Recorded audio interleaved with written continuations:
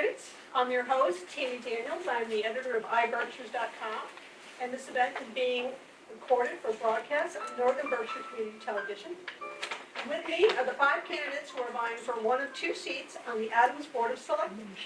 They are Ann M. Bartlett, John Duvall, Jerome Sokolov, Donald Summer, and Mitchell Wisniewski.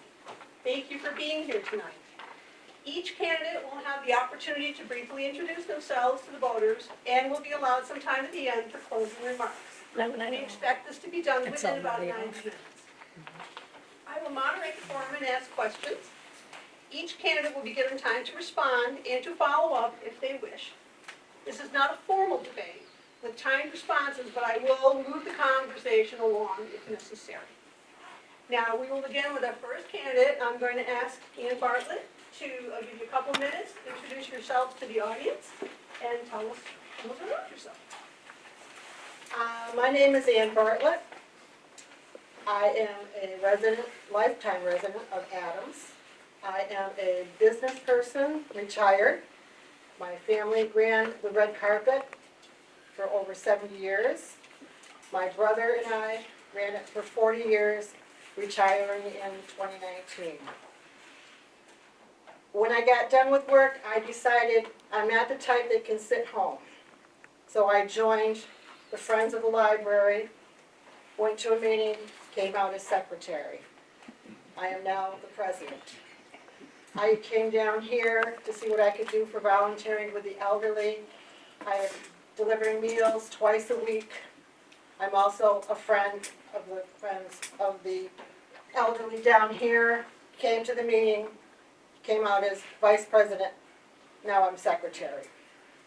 I also help with the mobile food bank. I love to keep myself busy. So being down with my friends and people I have known most of my life, they love to talk and they like to tell me what they think is wrong. So I've been listening to them, and I also used to listen to conversations when my brother was a selectman, whether I wanted to listen or not. So I have an idea of how the town is, what we need, and yes, we do need something to be done with the roads if we can, something we have to look at. And I just know that in my heart, I want to be here to help my fellow citizens, to try to solve some of the issues we have with the town, to help us move forward, to help our town grow, get businesses in town, work with the tourism because we do not have the industrial places we had when I was growing up. We have to change with the times, and tourism for Berkshire County is, I think, the answer. And I want to see how we can grow with it, and so vote for me. Okay, thank you. John Duvall. I'm John Duvall. I've been a member of the Town Select Board for 12 years. I'm running for my 5th 3-year term. Prior to that, I was a member of the school committee for 17 years. I'm also an alternate delegate to the Berkshire Regional Planning Commission. I'm currently the vice chair. I was the chair for 2 years. And I'm on for the local parishes, for Adams, I'm on the finance committee. So, into a lot of things. Kind of like Ann, I show up to these things and I end up coming out running for office or something. But, so why am I still on the board? Why am I, run again for my 5th term after 12 years on the board? And I just feel we've done some really good things over 12 years. Things are happening in our community. We're making good progress. And I want to be part of to see the finalization of all the hard work that's been put in over the last 12 years. But the plan, the vision that we developed many years ago, I want to see that to fruition. And you'll hear a lot tonight about the Greylock Glen, the outdoor center. We expect an August opening. Very excited about that. The downtown revitalization, stop me if I go too far. Because I'm sure we'll get into a lot of questions. You got about 30 seconds. Exactly. Downtown revitalization, using the Adams Theater as a anchor, in order to bring in, to have restaurants and to have unique merchandise stores, you need to have feet on the ground. I've been told that several times by Mr. Haddad. So what we've been really working with in the downtown is new apartments. There's many buildings on Park Street that used to be full with residents in the apartments above the stores, right? So you had almost your own community in the downtown years ago, and that all went away. And now we have several of the buildings, we'll get into the discussions later, that are rebuilding those apartments. And that will create that community. We'll be looking for restaurants, they're gonna be looking for stores. So then the entrepreneur is going to see that and take a chance, and we start to revitalize our downtown. All right. And Okay, well, then we'll get into all We'll that. get into all that. I've been on for a long time. And I want to, before we go a little further, I just want everybody to know that the candidates are lined up in alphabetical order. There's no specific reason why they're there except for other last names. It was just easier. And so I will go to Jerry Sokolov next. Thank you, and Jerome. Jerome, I'm sorry. No, it's quite all right. I was named after someone who went by Jerry, and just it never felt right for me. Okay. So thank you. Thank you. So I'm Jerome, not Jerry, Sokolov. I'll actually start by sort of ripping the Band-Aid off and acknowledging I'm not from Adams. I moved here with my wife in 2018.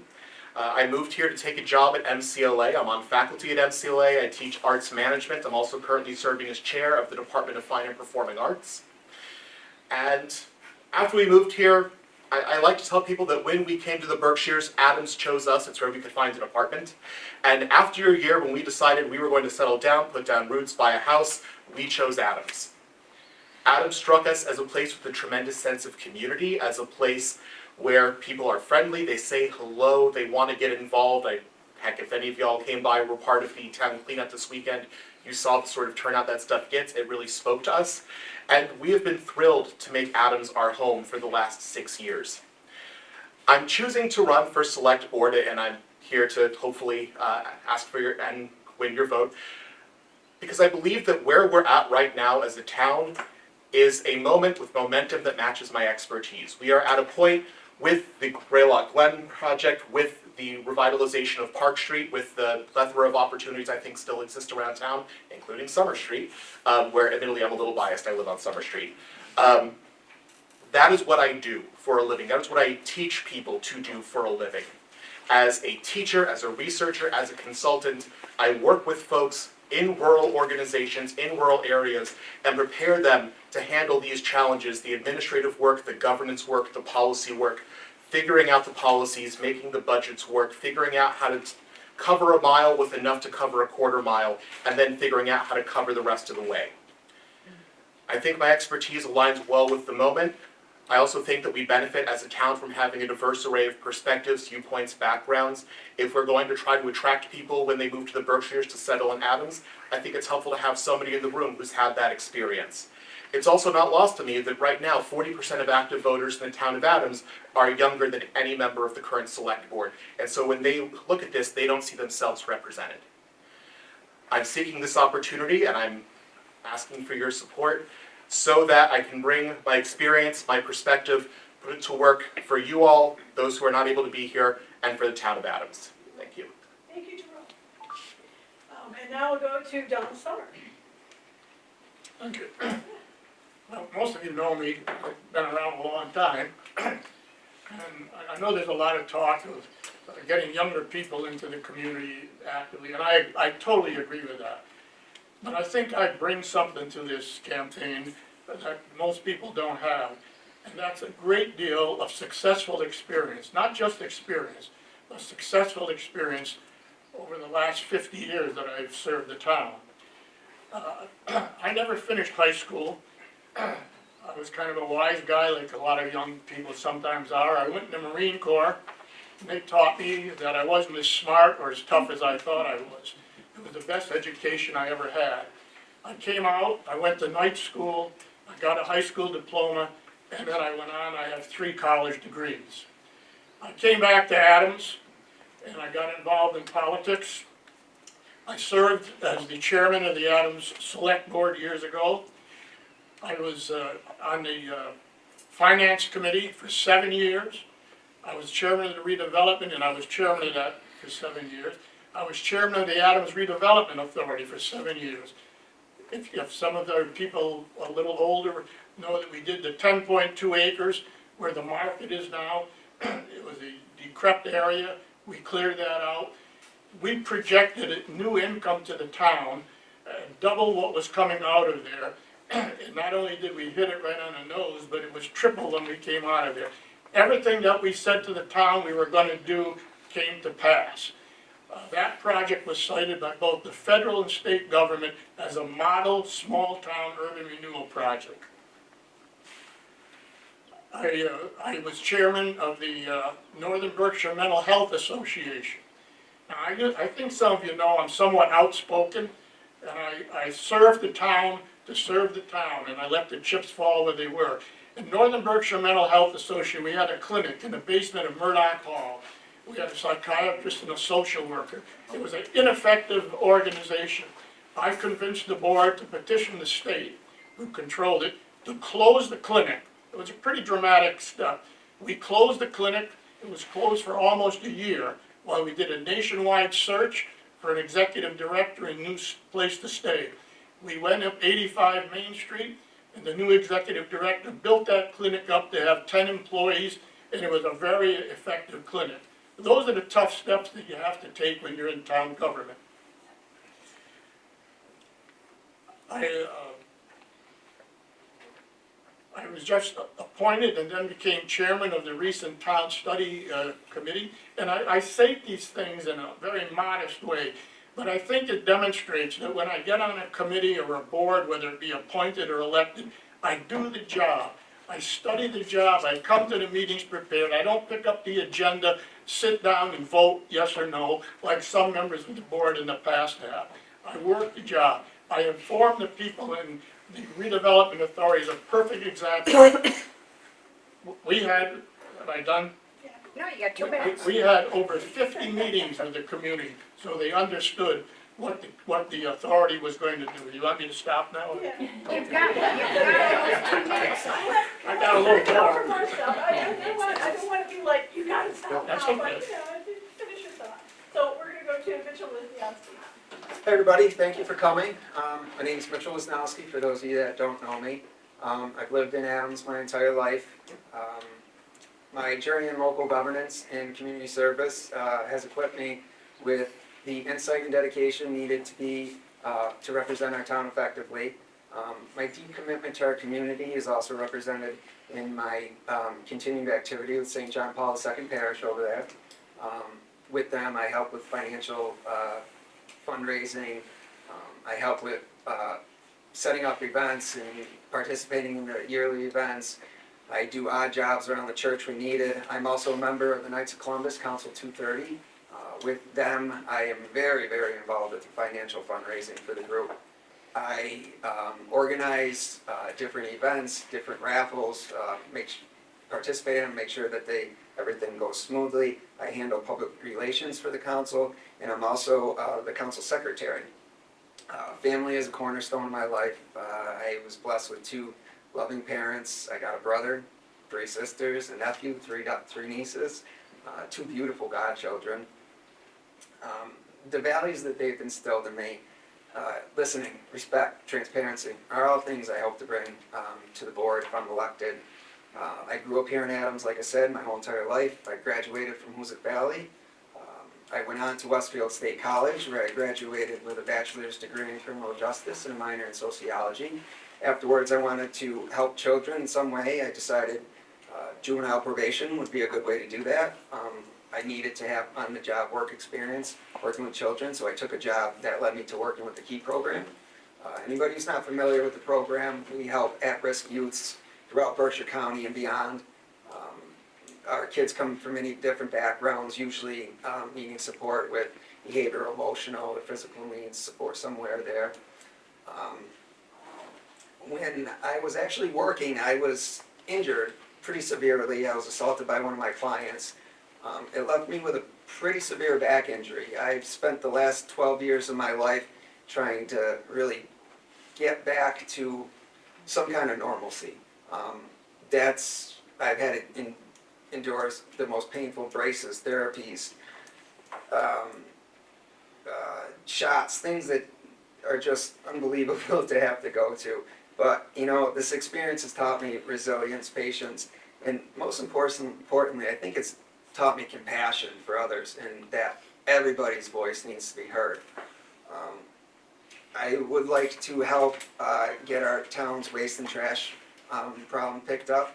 I want to help with the infrastructure. I want to help be a youthful candidate so that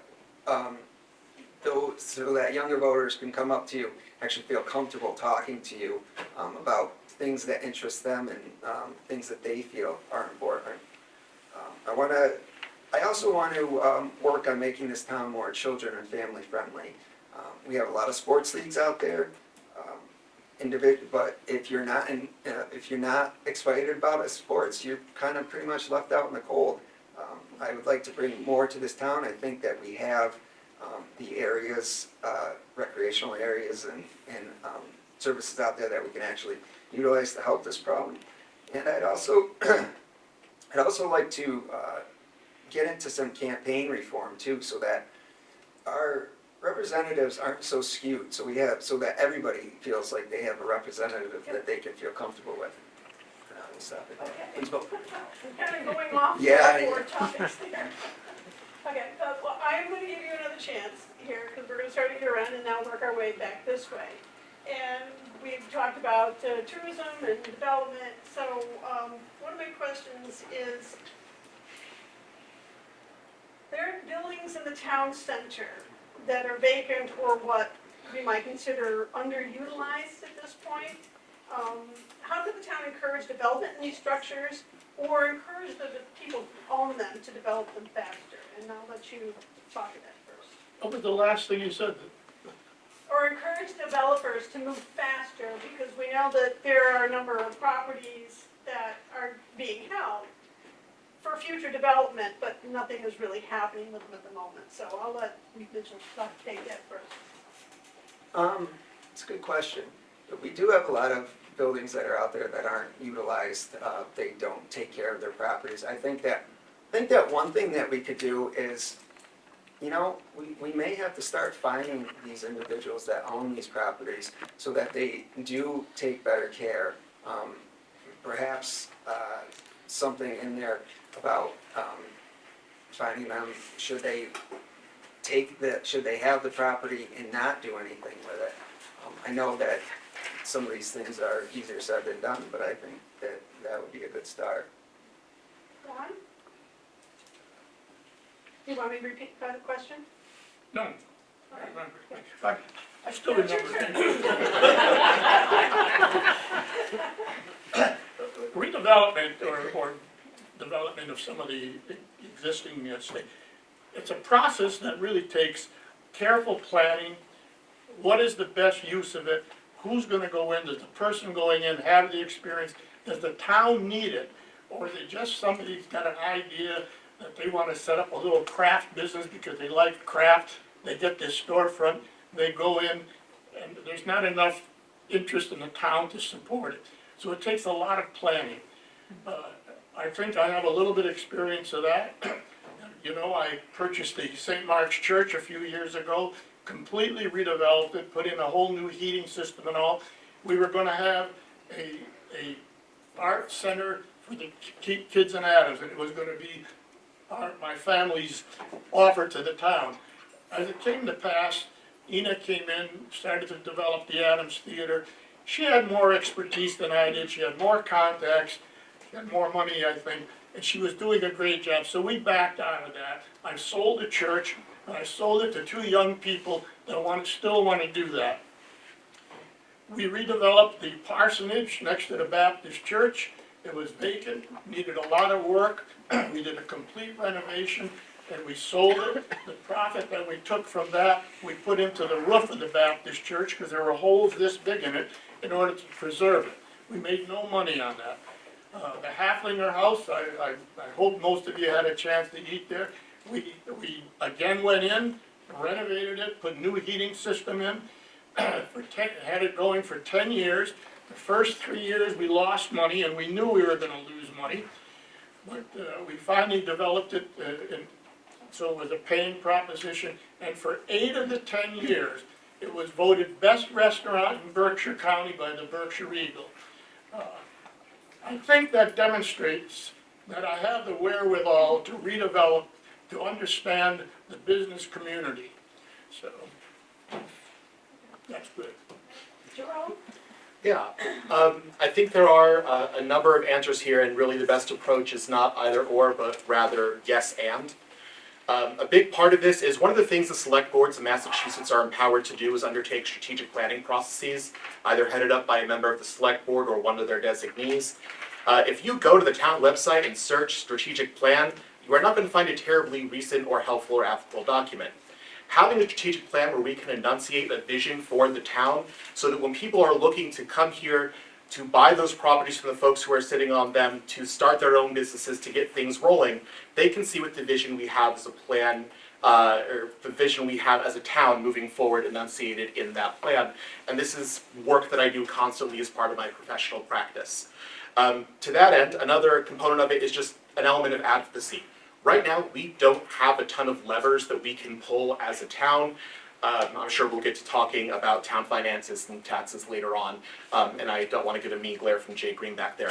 But if somebody wants to come to the town and say, hey, I would love to buy one of these spaces and do something, what can you do to help me?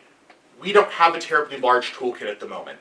I think concerted advocacy, both directly on behalf of the town, as well as in collaboration with neighboring communities in the Berkshires, will help us go to Boston, go to Washington, and advocate for the tools that will allow us to entice people to come here, build here, settle here, grow here. That includes expanding access to things like tax increment financing to encourage building. That includes potentially development of a pool to assist capitalization for projects. The list could go on, but I also want to keep things moving. So there's a lot, is the short answer. So there's a need for housing in Berkshire County for younger employees moving to this area. About 10 years ago, and I worked for General Dynamics, I didn't mention that, for over 30 years. And we were looking to hire 500 new employees about 10 years ago.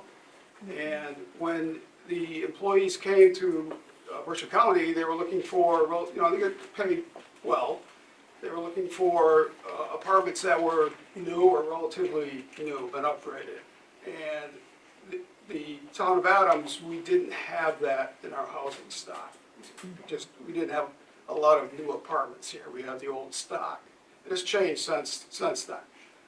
So what we're doing with the downtown, which gets back to your question, the Jones block had 6 apartments completed, and I believe I was told the first person to get the first apartment was from General Dynamics, a younger person coming into the community looking for something nice, and that's what they were first. The other 5, they were rented within a few days. The Jones block, 6 brand new apartments were completed. The same company is now taking the building that wraps around the firehouse, the armory building, which anticipated to have 20 new units, and they're working now to do that.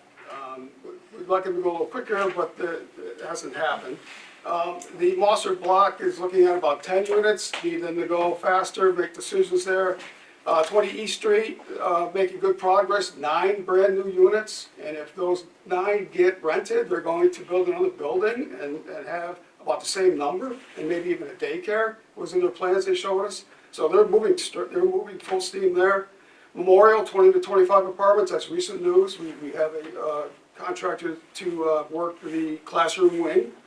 And the mill complex, the big mills we have right here, building 5, the old Waverly, and building 7, the larger building, is well over 100 units. And we've had discussions with the owner, not making as fast a progress as we would hope, but we're making progress. And they're making progress in Lee. They own a building in Lee, apartment complex, and they're making very good progress down there with filling that, working to generate the apartments down there. Again, need to get new, younger people, and it's not just General Dynamics, it's all the businesses, the colleges, all the new employees that are coming here are looking for good apartments, and we just didn't have a lot of that in North County, but now in Adams, we do. Come to Adams, rent your apartments, build that downtown, help us move forward.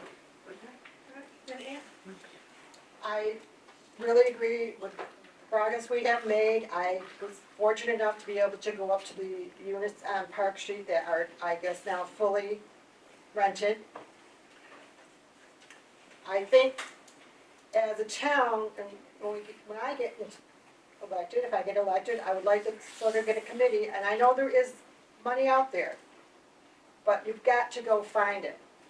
We have to look for grants. I know for a fact, when we were in business, we were fortunate enough that a grant came through that we could go and put a new facade on our restaurant and make a lot of changes that were beneficial. And I appreciate that, and I think that I would like to be able to do the same for other people who come in, whether they want to open a business. Maybe we can find extra grants somewhere or help these people that are sort of taking it slow. Maybe they need to have some more incentive. But I am there and I want to build downtown. I want to see people come into the stores. I think, Moore has done a fantastic job that with her business and bringing all kinds of cultural things, not just the theater.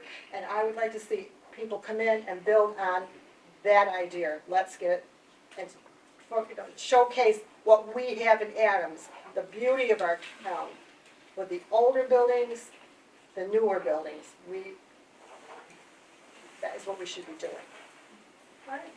And the next question I'm going to start, it goes to Don first. And we have to ask the question because we have for the last, 30, 40 years, Great Glen. We are closing in on opening the outdoor center, and what are your thoughts on how you think will or will not help the town? And do you like the campground proposal? First of all, I totally support the Great Glen. After 50 years, I've been up there, excuse me, and visited the building that's there. It's going to be a beautiful building and a real asset. And I think if the business community gets together, not just the selectmen, the business community has to get together to bring the business down to the community. We don't have a chamber of commerce in Adams. I think the community really needs to function that way. They need to get together. People aren't just going to come down because it's Adams. But you go up to some of the ski areas like Mount Snow and all, the downtowns are busy. But the business community brings them down. They form their particular group. What was the second part of the question? Do you like the campground proposal? I don't know enough about it. I have heard from a number of people that they're concerned. I like the proposal of the campground. Some of the people who have been up there for years and years and walked the trails and all are concerned about where the campground is going. My own personal opinion, and they're not going to be happy with it, it's almost too late for that. I think that maybe the select board should have been stronger in posting out where those trails are going. I know they did some outreach, but I don't think they did enough. And I know there are some people upset about that. I like the idea of the campgrounds that what's it, Shared Estates is going to put up there. And I know that some people objected to the buildings that had the mirrors on them and all, the Audubon Society. I thought it was a great idea. I think something like that is going to bring people here. They've got to have something a little different than just tents. I was a little upset when people from Greenfield came over and said, well, why don't we just have all tents? Well, that's nice to have camping, but in this day and age, camping to most people is a Motel 6, And so we can have something real nice up there. I've visited a number of places similar to what we're going to have in Austria. And they're always full, the people love them, they're very rustic, and it brings people to the downtown. Thank you. Jerome? Yeah, I will echo Don's sentiment that I'm in favor of the Greylock Glen project. I think it's one of the few things that is this really wonderful combination of benefit both to who is here already as well as those who we will hopefully bring here. In terms of providing service for the community, the fact that it will hopefully increase attention to and therefore resources for all the trails and natural resources we have up in that neck of the woods. I mean, I know that during the worst of the pandemic, going up to the Glen was what my wife and I would do to get out of the house because, boy, 4 walls could be constricting in those days. I also look at the outdoor center, which is on track for opening in August, and the opportunities it creates not just for those who are here now, educational opportunities, internship opportunities for students over at MCLA, as well as at BART and at CAN and Hoosick. It creates wonderful opportunity for those of us who are here. And with regard to the campground, I agree with Don. I think we need to be careful about the trails, but also that is how we bring people here. When folks come in, that is really what they are coming here for. Now that creates opportunity and also an obligation that we make sure we have ways to both get them downtown so we can capture that business while it's here and promote what we have downtown for them to come to. I'm also pleased as punch about the 7% of the receipts pulled from people paying to stay there that are going to come to the town. Hotel occupancy tax, which that would fall under the umbrella of, does a world of good in a lot of places, and I love the fact that we're going to benefit from it. I also think the intentional draw, both with folks who are here now and folks who might come here, creates additional opportunities. For instance, getting kids in the fold, volunteering, learning stuff about trail maintenance, conservation, the outdoors, creates just a wonderful array of opportunities that those who are here now, and I'd certainly count myself in this, look forward to being part of, and hopefully folks who come and visit us once will want to come back and see again. John? I was fortunate enough to be the chair of the board when the Glen funding was awarded from the governor, lieutenant governor, and when we had the groundbreaking, again, still the chair, and many thanks to Representative John Barrett. You know how John could be very forceful, and a good voice for us down in Boston, and he give him a lot of credit for it too. We had the Glen has a plan, and it's been the plan for at least 10 years that we're in phase 1. Hopefully everybody understands, we're only in phase 1 of the plan for the Glen, which is the outdoor center and the campground. The second phase will be a outdoor theater, and the third phase will be a convention center. Will we get there? I'm not sure. We're taking one phase at a time, but this is just the first part of what's going to happen up there. And then some good things have been said by my fellow candidates here, so I'm not going to repeat everything. But in regards to shared estates, it's not going to impact any trails, right, Jay? Correct. Thank you. So no trail's going to be impacted by the shared estates campground. That's where it's been since the beginning of the plan that was developed by Donna Season. You go back and look at the transcripts, the Eagles, which I do. That's been part of the plan. That's where it was located, and that's where we're going to continue to move forward with. And it's going to benefit the town. What we, and I'll mention one thing is what we've done.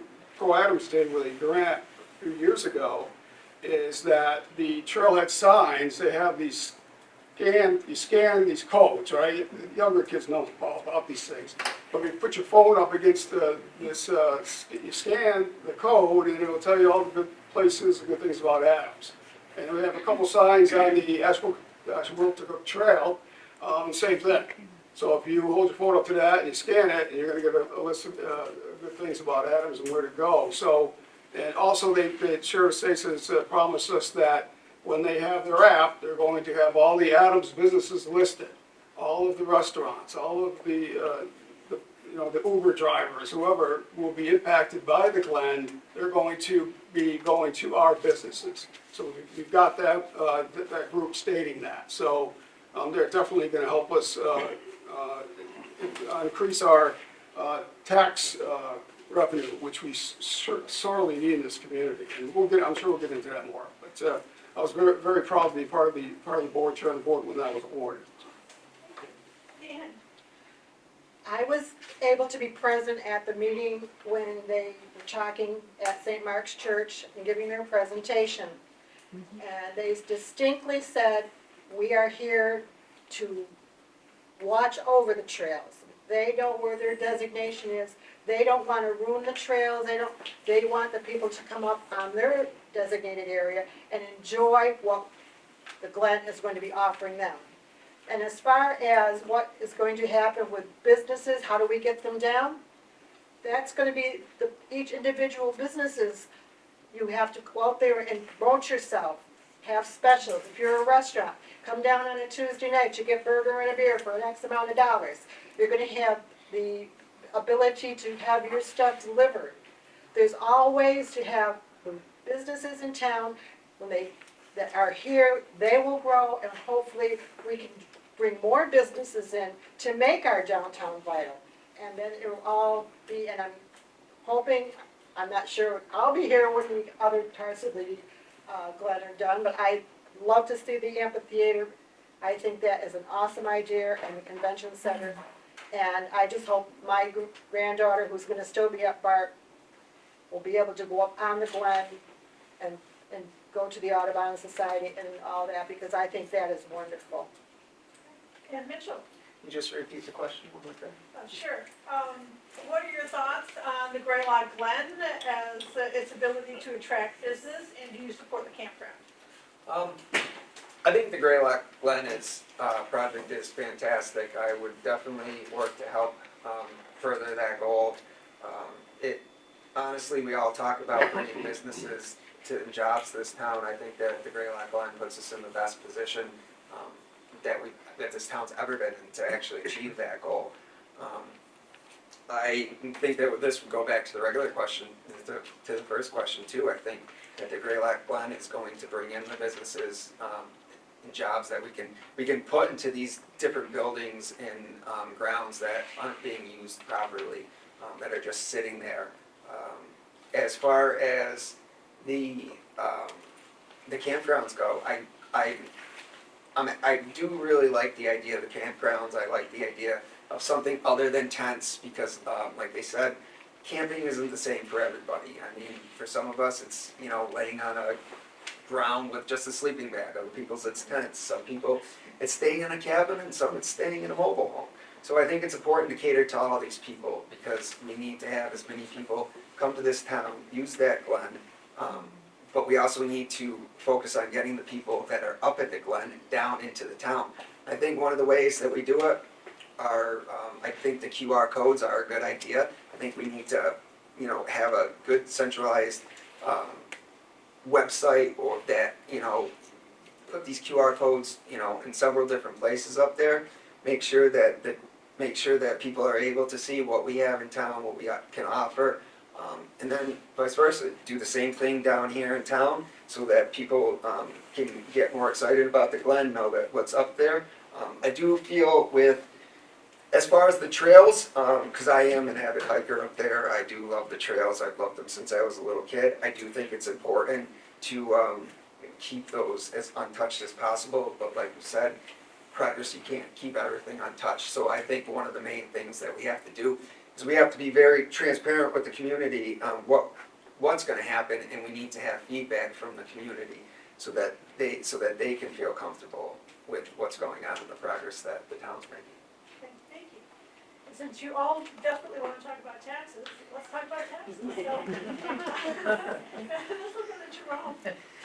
Obviously, we've all seen, not just in Adams, we've all seen assessments and evaluations on our homes go up because housing is so expensive.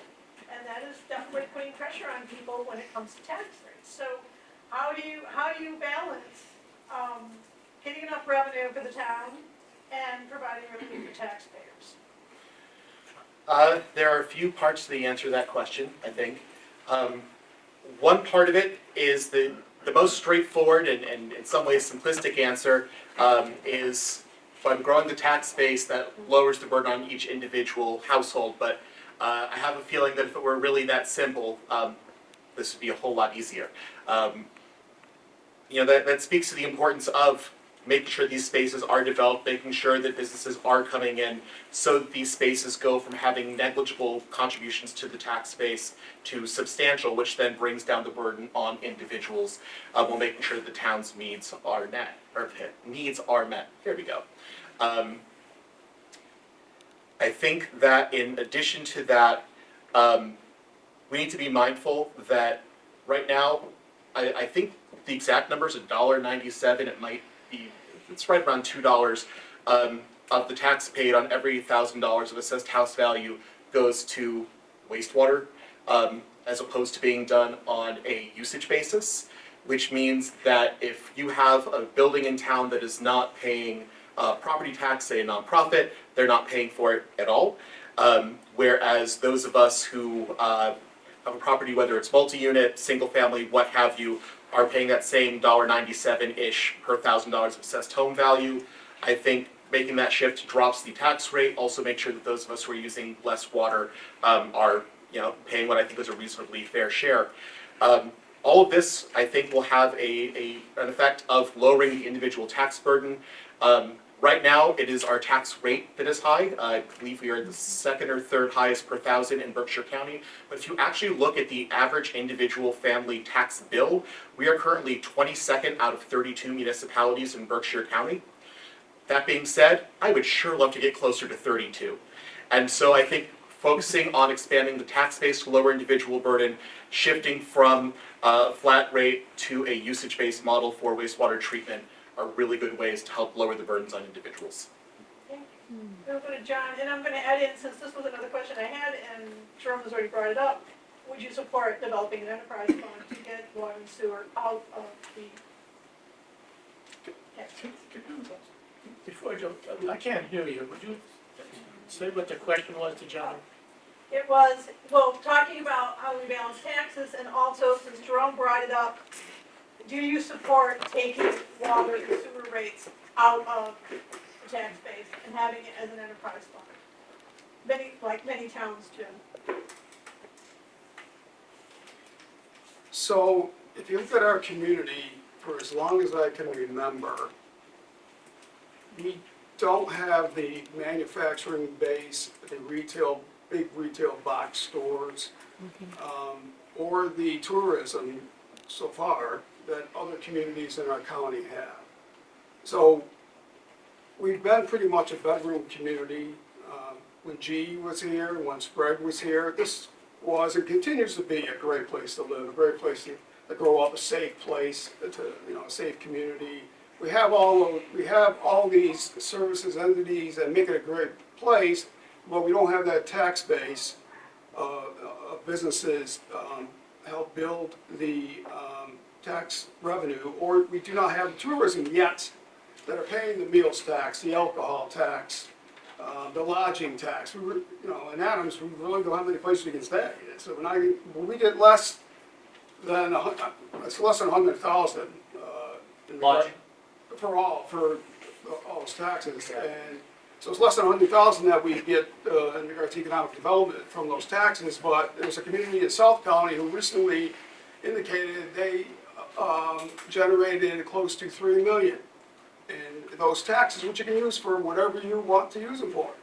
It'd be great to invest that money. We just don't have that here. Again, we have a great community, so up until now, it's been us, the taxpayers, the homeowners, the businesses that we have, who have been carrying the burden of the schools, of the town day to day, running the town, and prices go up, salaries go up. Who pays for that?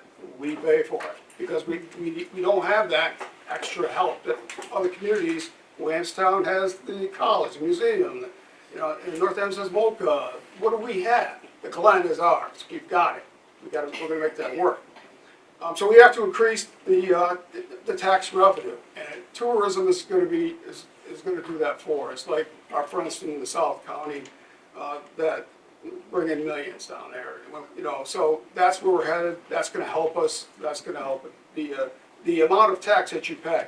Now with a tax rate, we'll get to the next question. Our tax rate, the way it's built, is not the same as almost every community in the state. There's very few communities that have the water, that have the sewer, wastewater treatment plants as part of their tax rate. So it's $2 on the tax rate. So if you do apples and apples with the rest of the state, rest of the communities, you take $2 off of that tax rate, just that number, whatever it is, and you lower it down $2. So tax rate can, it depends on how you're talking with that.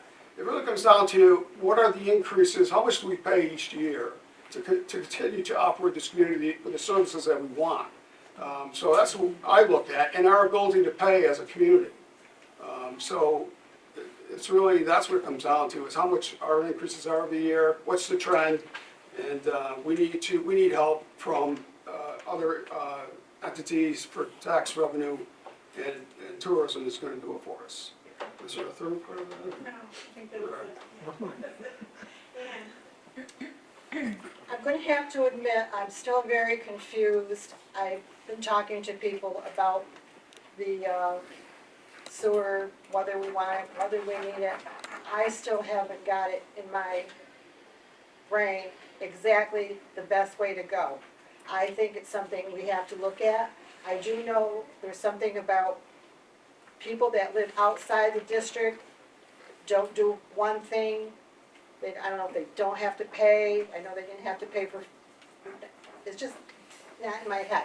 Yeah. So I don't want to give an opinion until I can actually say, this is how I think it should be. I just really think we have to, as a community or a board, that we have to look at all things that cause our taxes to go up, whether it's whatever expenditures we have. We have to look at the salaries. We have to look, is there places where we can make cuts? Is there places we can consolidate and go with other communities? That's the things we should be putting a study out for, not just whether we need a sewer tax or we need to do, take it out of the tax rolls and however the district is. Well, till I can actually say definitively all the answers, I think I'll stop. Okay. Rachel, Just repeat the questions one more time, because how do you look at balancing taxes to get the revenue made for the town and also provide some relief for residents?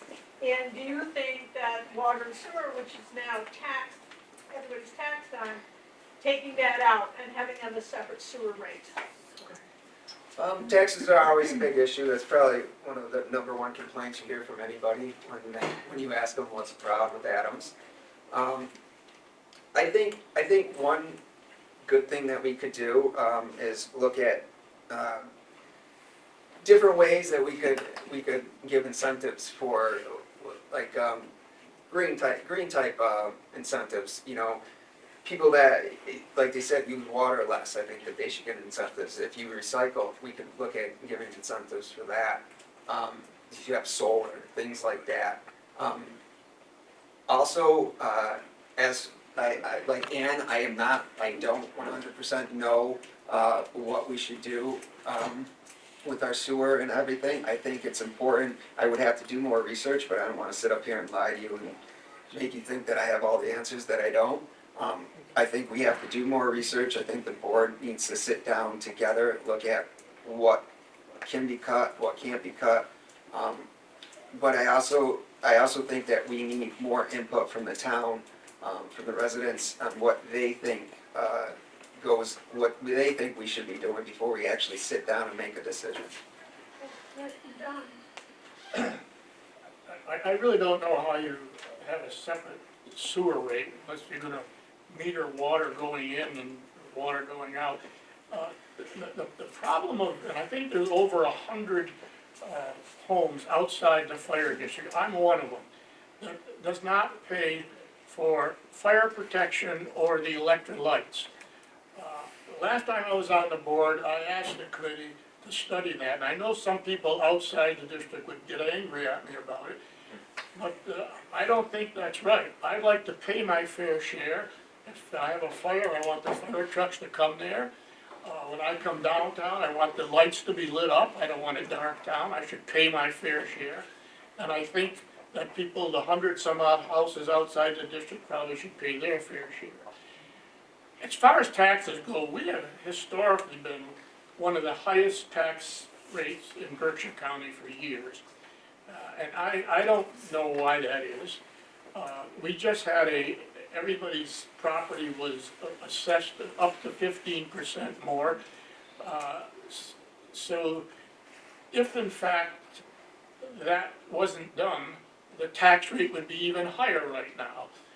But everybody's tax, even though the tax rate went down, everybody's payment went up. They get paid more. So I don't think that was explained properly, and I'm not sure why it even happened, but that's up to the assessors to explain. As far as taxes go, let me just say this. It's not so much the amount we have to pay in taxes, and I speak for myself. It's what we get for it. I don't think the selectmen made a smart move. The town charter says we will have a director of public works. They hired a director of public works a year or two ago. He didn't work out. They let him go. And then they appointed the town administrator, the director of public works. Now, I think the town administrator has enough to do administrating the town. I don't think he has the wherewithal or the experience to supervise the Department of Public Works. And I'm not criticizing the workers, I'm criticizing the board for not providing appropriate supervision and direction to that. We don't do enough preventive maintenance. You look at Armory Court, we did $1,000 court there with the brick pavers a few years ago. There's gotta be 20 or more of them broken and coming out. What happens, and it's been that way for a while now. The water gets in the wintertime, freezes and pops more of them. That's a job that a couple of guys could do in maybe a day and a half. The back of the town hall, the granite steps, all the grout is coming out of it. The same thing is happening. Water gets in there and starts, but we don't do enough preventive maintenance. Our roads are in terrible shape, as a lot of them around town, but I live off of Alger Street. The town has been up there on 2 different occasions patching them. I don't know why they don't come up, patch them, and finish the job. They come up with all the equipment, they patch a few, they go home. A week later, they come up again. There is no direction. If I was on that board, I would push to get as our town charter calls for, a director of public works immediately. But I rebut John, just for, John wants to and respond. not to debate, I'm not going to debate the issue here. But the Board of Selectmen made a decision a few years ago that since we have 2 operational supervisors, one for the DPW and one for the wastewater treatment plant with a tremendous amount of experience, we decided that we're not going to hire a DPW director just to have someone as, to hold an office, so to get paid very well. We don't need it. So it was a cost savings move by the board at the time. So we have very good supervisors, operational supervisors. They run DPW, they run the wastewater treatment plant. So we decided as a board not to hire somebody, and the charter does say you need to have a DPW director. So in ceremonial name only, we have the town administrator doing that role. He did not receive any increase in pay. It was just identifying him as that person to meet the charter requirements. Well, we did this to save money. I don't want to debate, but the charter says you'll have a DPW director, and what you just said, is the selectmen made an end run around it, and in name only, they appointed a director of public. I don't agree with that. I think we need somebody with real experience. Maybe the job specs ought to be redeveloped. Maybe we ought to hire somebody with a civil engineering degree here to come in. We spend thousands of dollars every year on engineering. Maybe the DPW director, if he has good supervisor on it, would have time to do some of that engineering. I don't think that we have the proper supervision, and I don't want to criticize the workers. They go out and they do the best they can. But I've seen crews out there, 4 or 5 guys, 3 guys standing there, 2 guys doing the work, because the work was not organized for them. We need a DPW director. Anybody else would like to comment on this issue? Ann or Jerome or Mitchell? No? Anybody wants to touch that one? Okay. So we will go to roads. And I believe it's you, Let's go, that's it. right?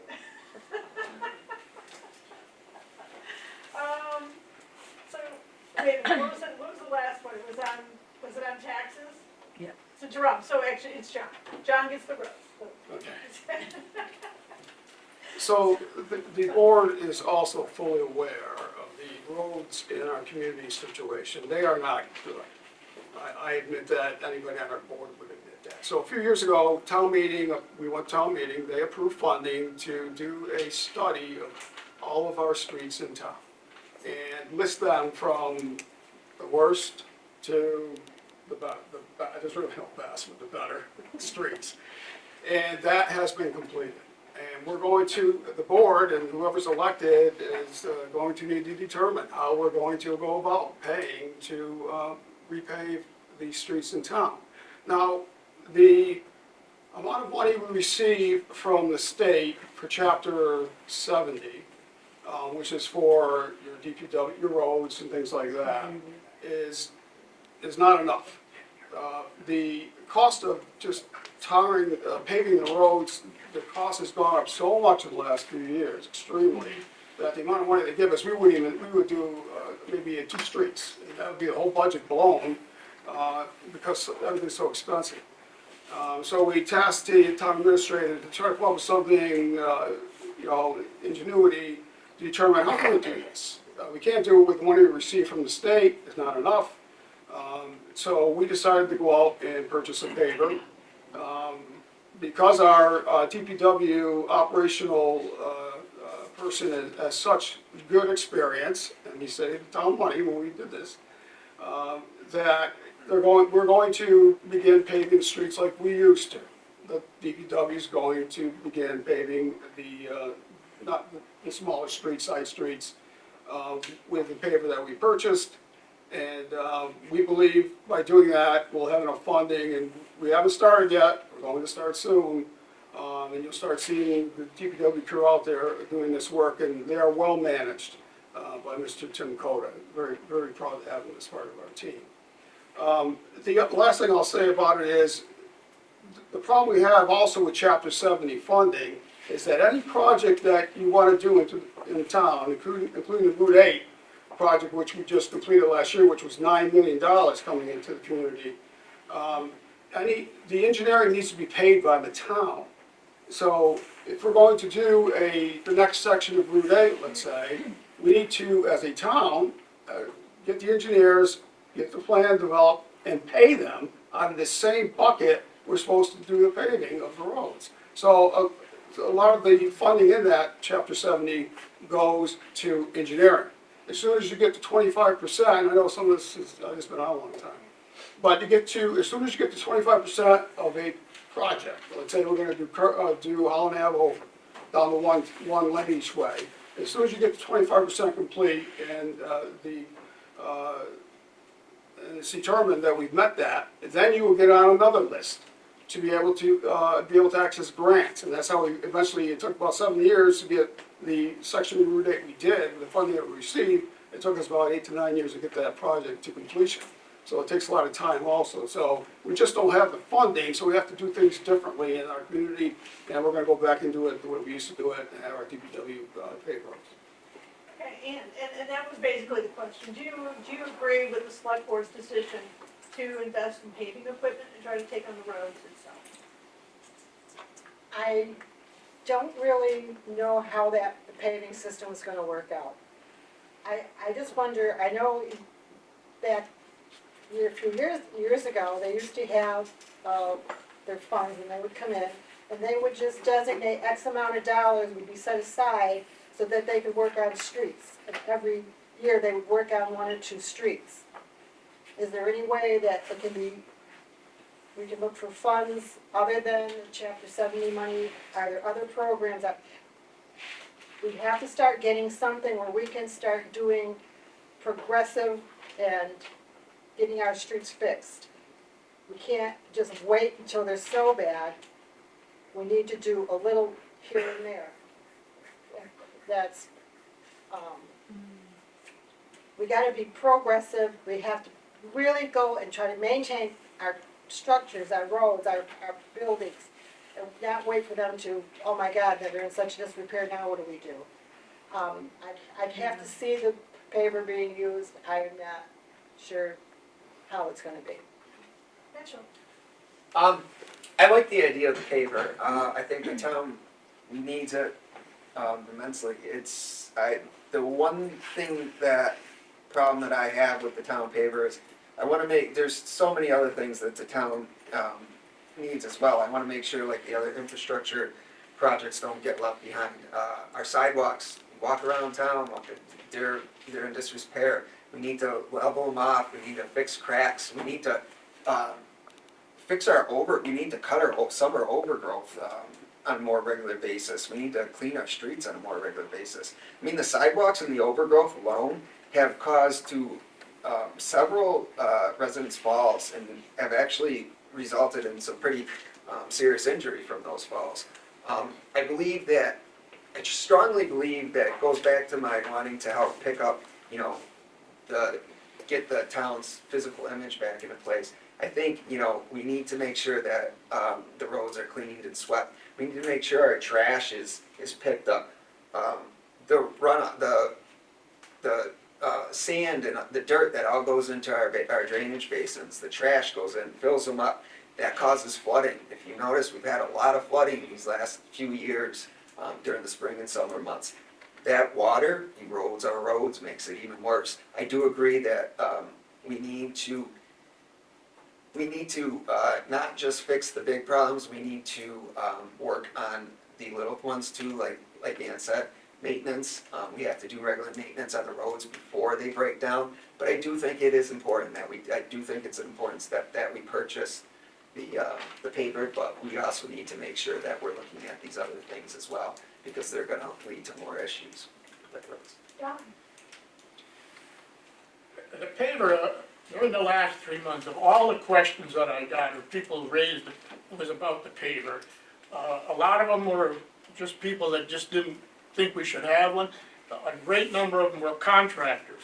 And they raised questions like, you have to go all the way to southern Berkshire with a number of trucks to get the hot top, the black top, to bring it up here, that you have to have trucks in line so that you can keep feeding the paver. It's gonna take a lot of manpower to do it, and they're wondering if we can do it. I'm not sure, and I don't know why. Maybe it's something that would be as controversial as that, it should have gone at a town meeting where people who really know about construction and all could have spoke up at the town meeting, whether or not that would be really helpful for the town. The feedback that I get is it was not a good move. Jerome? I'm in favor, personally, of the paver. Now, I will admit that I come at that answer from the perspective of somebody not with a construction engineering background, but somebody who thought they had a car with good shocks, but also has lower back problems. And so I'm reminded frequently while I'm out driving that having something that can make it easier to not just repair the roads, but also a wider swath of them is going to be a huge benefit, especially as we've talked about with Greylock Glen and tourism, bringing folks into town. That is going to be the entryway to Adams, and we want to make sure that we can do what we can so that, yes, for all of us to have a good driving experience, but also as folks are coming here. I think it's also worth noting that this discussion so far has really been through a car-centric lens. And as we have folks coming to Greylock Glen, I think they're going to join the folks we have now who are actually very happily car-free in Adams, and making sure we have roads that are not just friendly for cars, but also friendly for bicycles. Talking to folks while going out knocking on doors and asking for votes, came across a constituent who I will not point out, but is in the audience tonight, who referenced the fact they love that when they came here, they could be car-free in Adams. My car can handle a pothole and keep going, but someone on a bike is going to hit one of those potholes and end up in the hospital. So I think it's wonderful we have this. I think it's important that we are paying attention to this. But I also recognize that in thinking about it through car, through bike lenses, we also need to acknowledge the cost. This ties back to my earlier point about advocacy, needing to be a constant presence in Boston, also in Washington, Department of Transportation. Doing a full fix, not just a patch job, cost about $1 million a mile for roads. There are about 70 miles of roads in Adams. I'll save you the time on math. That would take 4 full years of the town budget to actually do. We all pay our taxes, well, hopefully we all pay our taxes on an annual basis. This is one of those opportunities where it is ripe for seeing some of that come back to town. Yeah, thank you.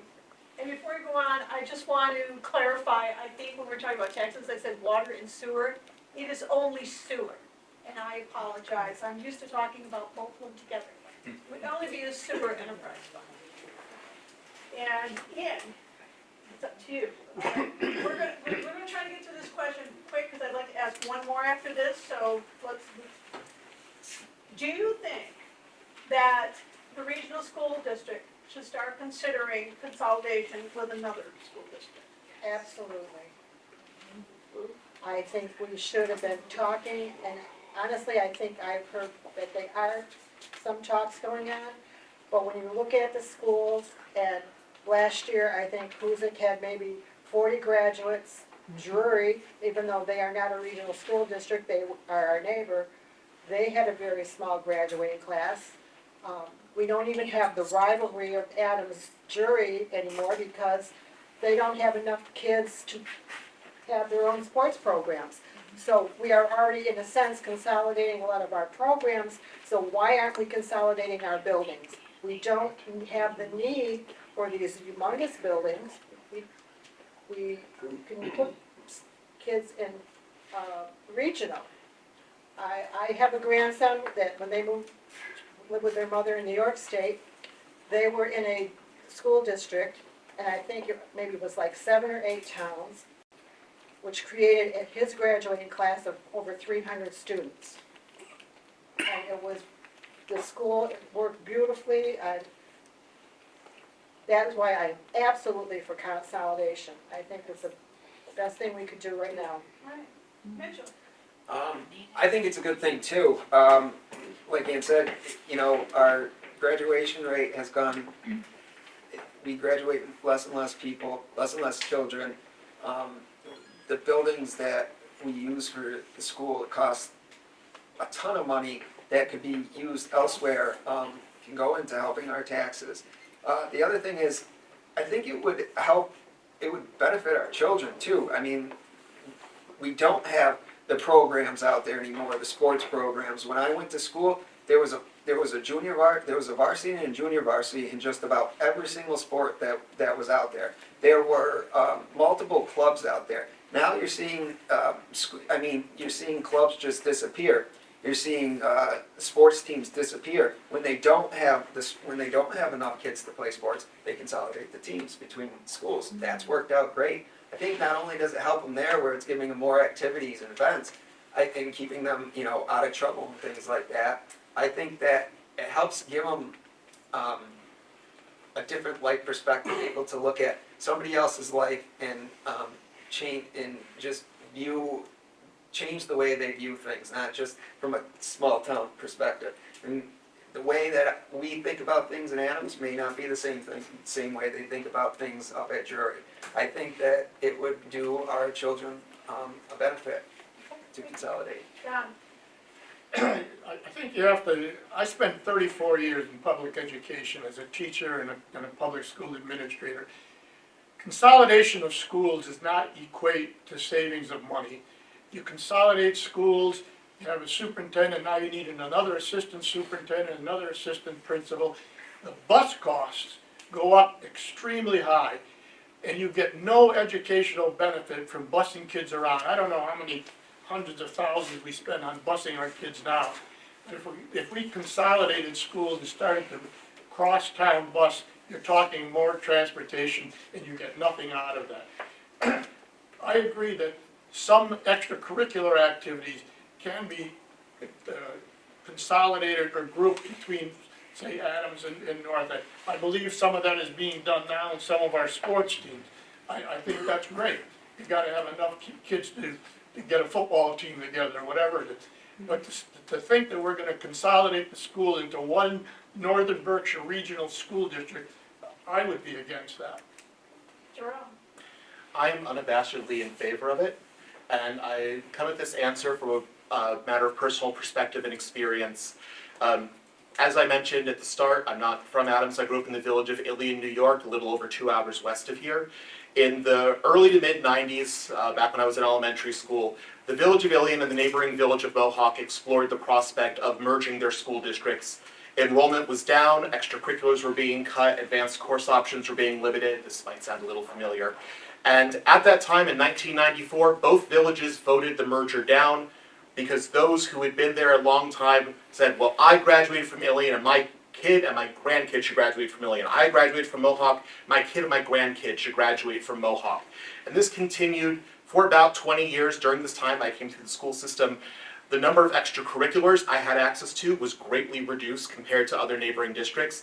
There were a whopping 3 advanced classes I could choose from during the entire time I was in high school.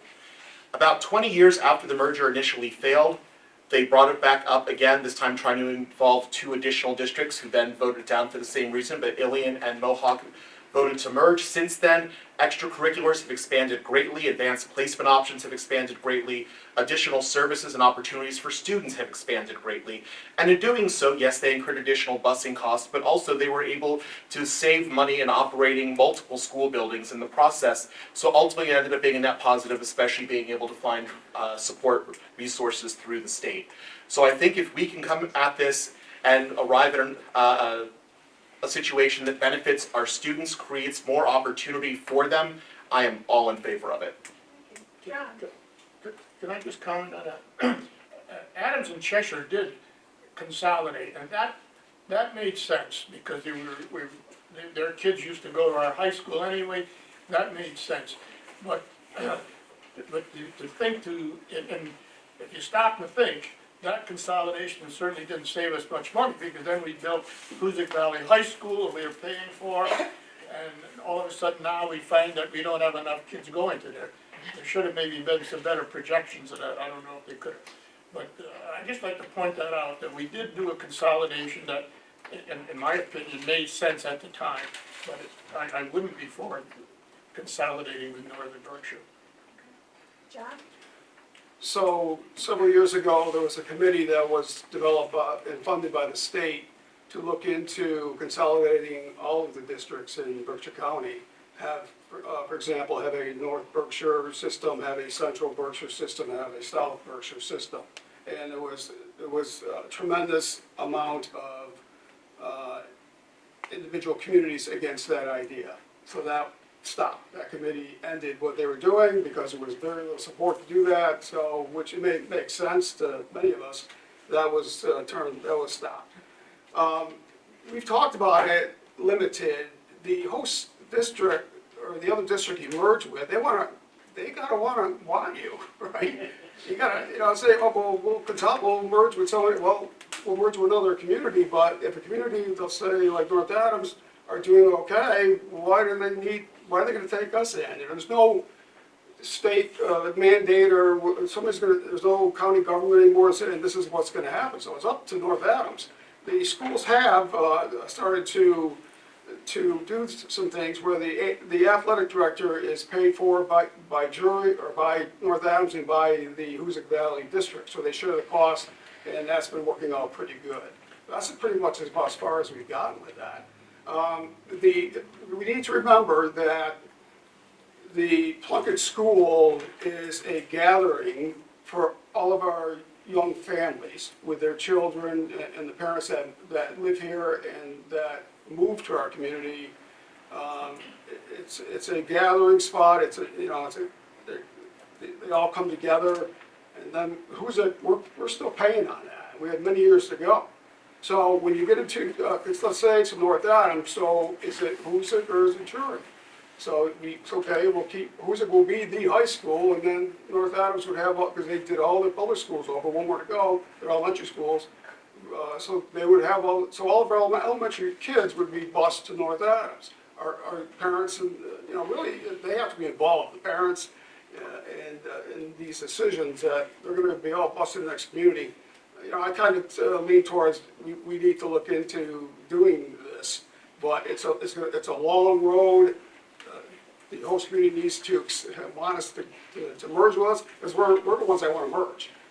Nobody's come to us and say, hey, come on, right? So that's where we are.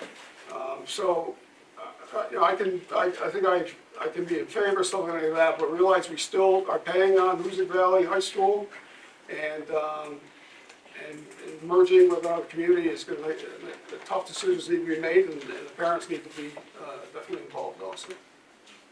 Okay, I'm gonna ask one more question really quick, guys. One sentence. I'm gonna start with Jerome since you're in the middle. If you get elected to the board, what is one thing you think the board should focus on that it has not done so yet? Communication to the broader public. Very good, okay. And I'm going to Don. Yes, communications, I think, the townspeople, as I talk, some people don't even know who's on the select board. And I've already been in communication with the editor, or the publisher of the Berkshire Eagle, and said to him, no, you always say we need a knowledgeable electorate. Well, we can't have one unless you publish stuff in your newspaper. I know we get some on the internet, but they give more coverage to Southern Berkshire for little items. The only time they cover us is when there's something bad happens or something really good like the Glen. We need more of that, yeah. John. We need to, I agree, we need to communicate to the public better, and I think use of strong subcommittee chairs, identify 5 subcommittees with 5 members, strong leadership skills in their areas of expertise. For example, we have Howard, he's an engineer, to run a certain subcommittee and have those meetings, have minutes taken, and have the press at those meetings. And we kind of shied away from that, and I'll take responsibility for that, but we need to get back to having subcommittee meetings where the press is there, public's invited, and so they get more informed on these decisions that we're making. Angela, what do you want to do?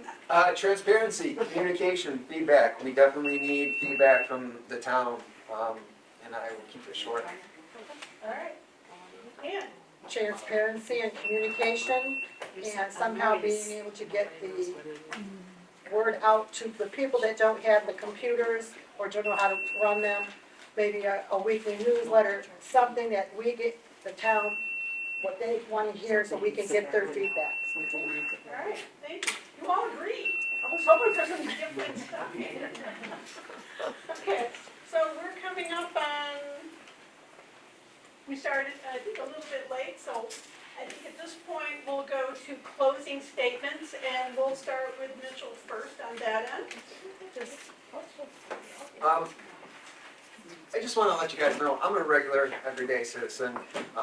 I'm not your typical candidate. I don't have years of work accolades I can get up here and talk about. I was injured at a very young age. I think that I bring to the table a different perspective, coming from somebody who was younger, a handicapped individual.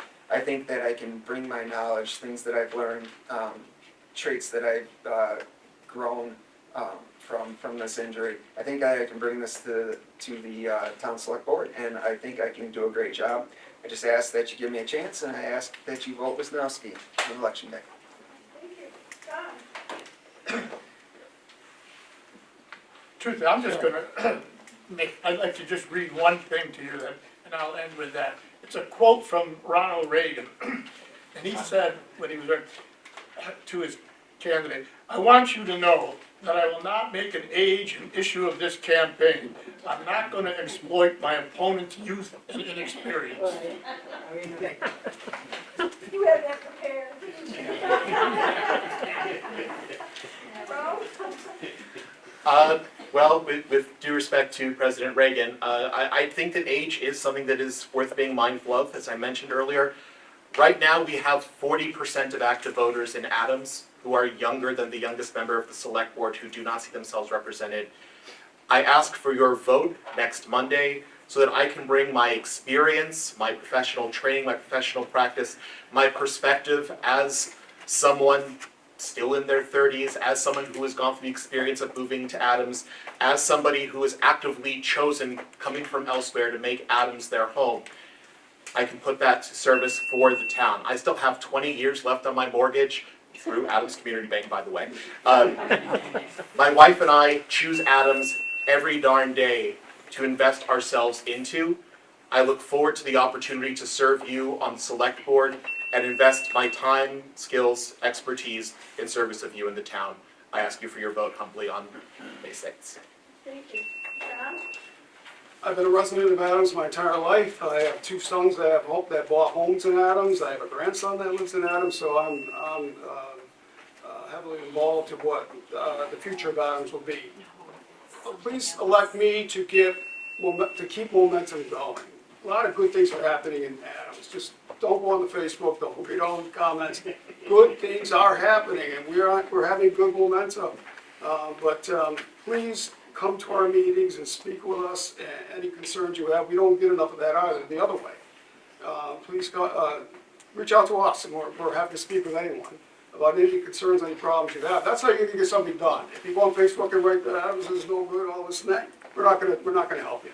But if you come down and talk to us, we'll be glad to work with you. And if you have an issue, and if we've done it in the past, we take care of those issues that you have if you come to us, and we'll see what we can do as town government serving you, the taxpayer.